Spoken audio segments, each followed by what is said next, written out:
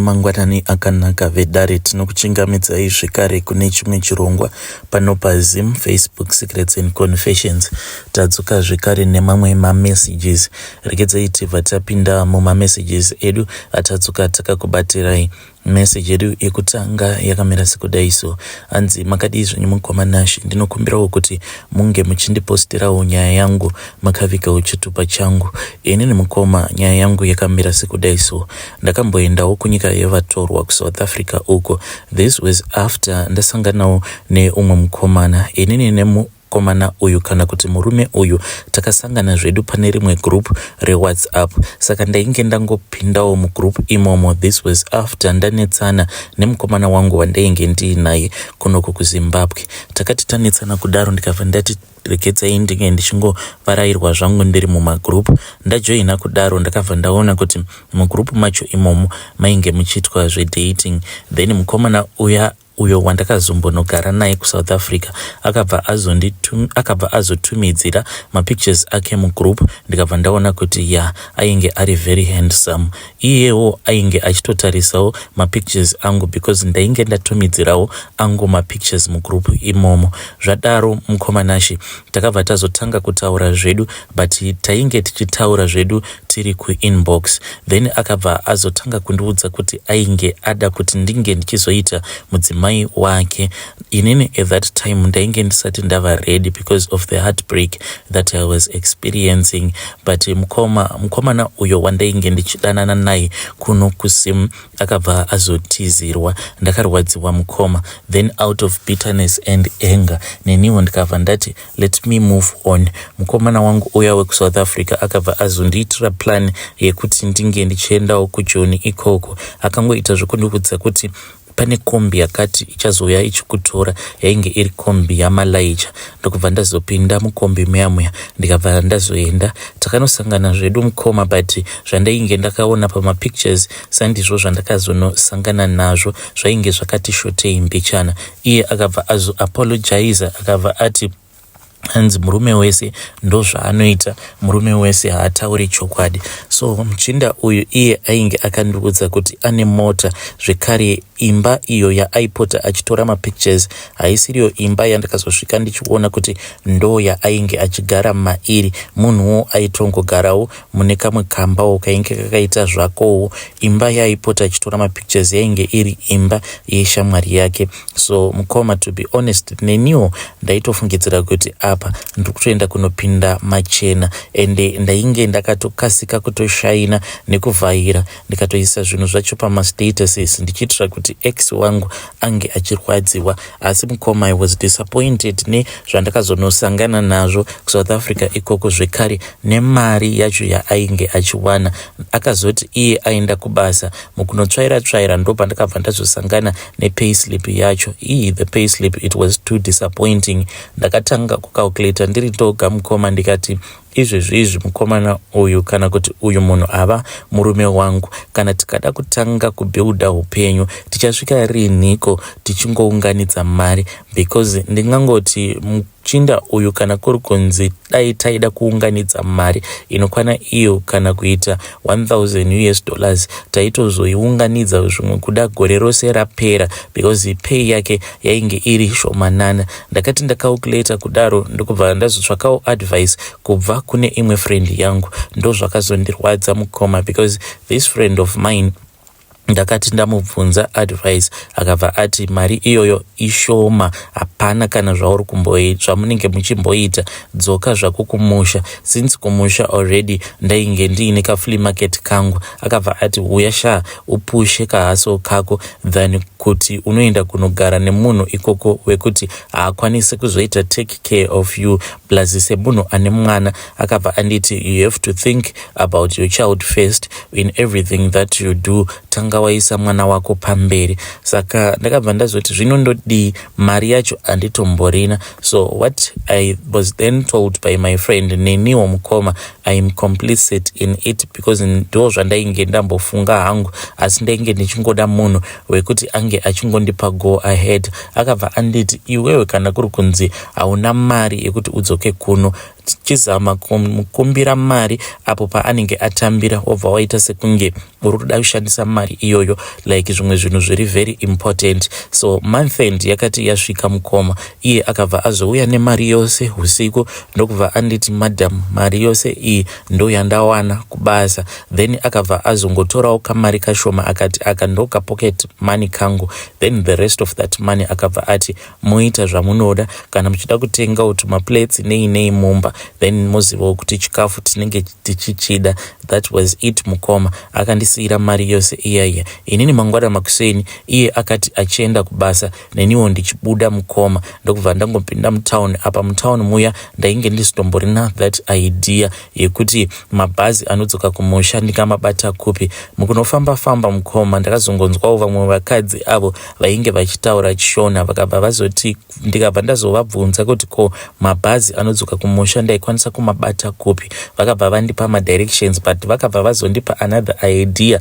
Vakabva vati but bhazi kana kuri kunzi muri parani muri kuda kudzokera kumba rinokwanisa kuti nonokei, because sometimes kana kusiri maholidays bhazi rinokwanisa kutombogara mugarage richitsvaka vanhu madii mangoenda kuhiking spot. Vakabva vandiudza kuti pacho patainge tiri it was just close to the hiking spot, saka ndaikwanisa kungoenda ipapo ndobva ndanohaika. Matrack either onondisira mumesina then ndozotsvaka motikari dzinozondicrossesa, kana kuti ndinokwanisa kutoita luck rekutoti ndinobva ndatowana track rine richienda straight kumusha. Ndakabva ndazovakumbira kuti kana vachikwanisa vangonondisvitsa, vangonondisiya pahiking spot pacho paya, then vakabva vazofamba neni, then vakabva vazondirakidza vakanditi kana ukaramba wakatevedza road iyi kwainonoperera road iyi ichinobatana neroad inobuda mutown unozopedzisira wasvika kuhiking spot. Ndakabva ndati aiwa maita basa, ndokubva ndaita sekudaro. Ndakabva ndazoenda kuhiking spot kuya mukoma.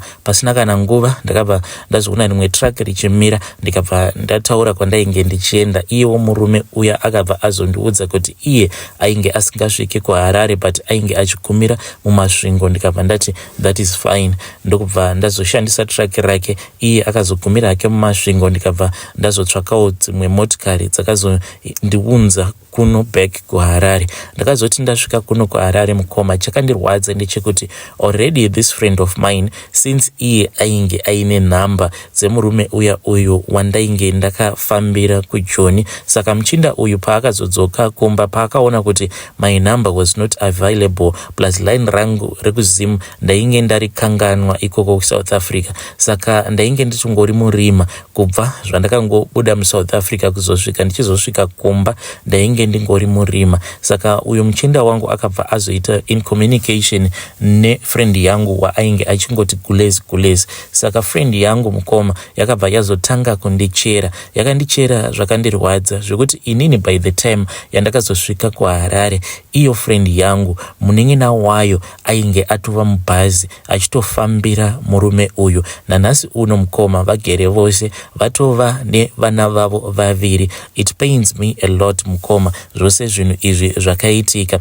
Saka ameno kuti nyaya dzacho dzakazotangira pai, but all that I know is ndakazoti ndasvika back ndakuda kunotaura neshamwari yangu, munhu wekuti ainge ava kungondijamba like ndikati ndikuya kudheni kwenyu ndikuya kuzokuona, then aingondijamba achindiudza kuti ndaenda kwakati. With time ndo pandakabva ndazoona kuti munin'ina wacho ainge akaenda kuJoni, then kuzonobvunza ndo pandakabva ndazoudzwa kuti akatumidzirwa mari umwewo murume uyo waainge arongerwa nasisi vake.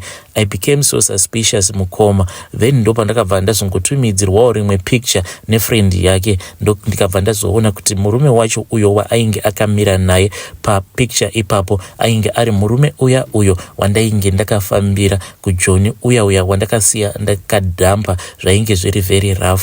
Recently vanhu ava mukoma vakauya kuno kumusha ende ndakabatikana nazvo because over the years I have been hustling, kutohasela ma-relationships, not kuhasela mari. Zviya zvekuti ndangova munhu wekuti ndinongosangana nevarume vanonyepa. Handisisina murume wekuti kana ndikasangana naye anokwanisawo kuva munhu wekuti anenge achingodawo kuva committed kwandiri. Handina kana munhu wekuti kubva kubva zvandakazotiza murume uyu handina kana kumbogara ndakapindawo mune imwe relationship yekuti at the end of the day unozviudza kuti I am happy kana kuti I am stress free. Marelationships angu ose andiri kungopinda maari mukoma one after the other. Ndiri munhu wekuti ndiri kungoshandiswa kungochitwa zvezvo zvokuti unozvibvunza kuti right, kana murume uyu achikwanisa kundichita tisati taroorana, what more kana kuri kuzonzi akazondiroora anenge ava kuita zvekuita sei.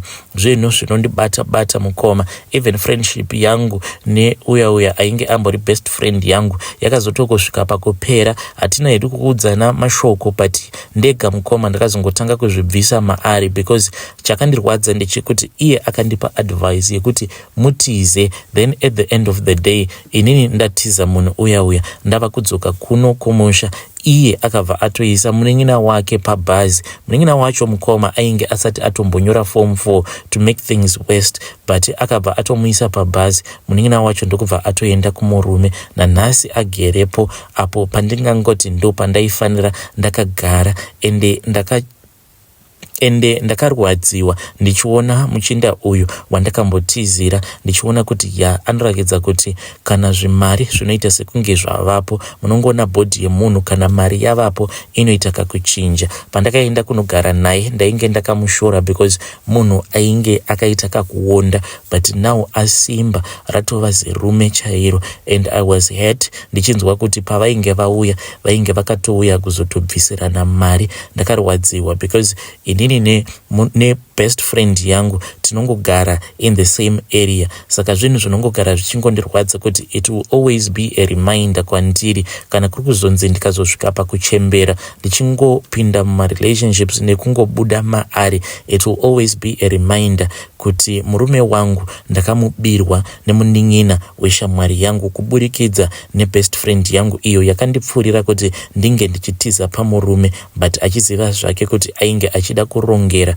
munin'ina wake. Please vedare ndibatsireiwo kuti apa pakadai so ndoramba ndiine chigumbu here mumwoyo mangu, kuti kana ndikaramba ndakachengetedza chigumbu ichi semafungiro andiri kuzviita ndinokwanisa kuzotosvika pakuzotokuvadzisa vanhu, kutofamba chaiko ndichitoenda kune venguo tsvuku, because the bitterness that is in my heart, it is even worse. Like now pandakamuona that bitterness yakabva yatonyanyisa because akangoramba akanditarisa. Saka kuramba akanditarisa, I don't know kuti iye achiri kundida here kana kuti kwete, because mazuva mashomanana iwawo pandakagara naye munhu wekuti aindidembera achindiudza kuti ainge asati akambonyura murudo sezvaainge akaita kubva zvaainge akasangana neni. Saka the way that he looked at me pavakauya kuno, I just questioned myself kuti kundida here kwaachiri kuita kana kuti kundivenga. I will find a go ahead yekuti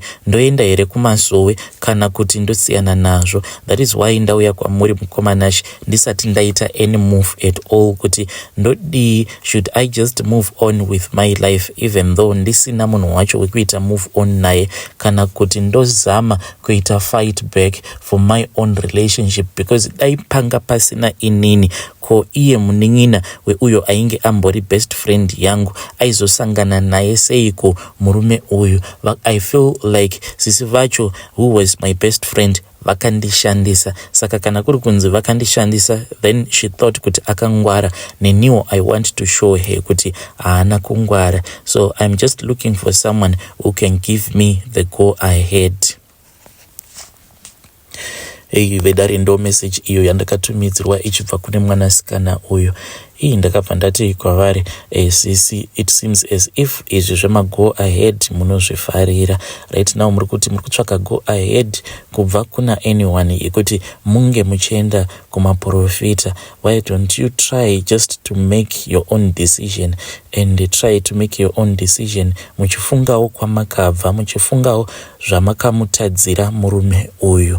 Then vakabva vangoti when you post please try to tell me so that I can follow through in the comment section. So please ngativabatsirei vahanzvadzi vedu ava. Ameno kuti was I wrong with the way that I spoke with her or what? Because chandinotya ndechekuti kana vakazoenda kunguo tsvuku vanokwanisa kuzokuvadzisa kana kuzokanganisira murume uyu chiraramo chake, yet nayo he is a victim in this situation. So ngatizamei kutaura navo vahanzvadzi vedu ava mucomment section.